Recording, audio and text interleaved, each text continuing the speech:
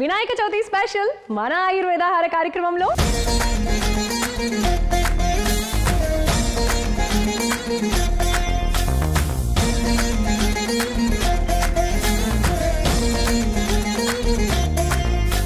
వినాయక చవితి ముఖ్యంగా భాద్రపద మాసంలో వస్తుంది. అప్పుడు వర్షాలు అధికంగా కూడా ఉంటుంది.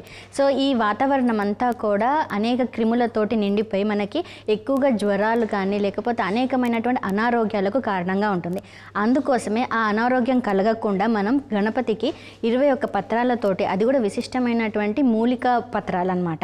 అంటే ఎంతో ఆరోగ్యాన్ని ఇచ్చేటువంటి ఆ పత్రాలను ఎంచుకొని మనం పూజించడం వల్ల మనకి శారీరకంగా మానసికంగా వచ్చేటువంటి అనేక రుగ్మతల నుంచి మనకి విముక్తి కలుగుతుంది. ఆ వినాయకుడికి ప్రీతికరమైన, మనందరికీ ఎంతో ఆరోగ్యకరమైన అత్తి మోదకాలు.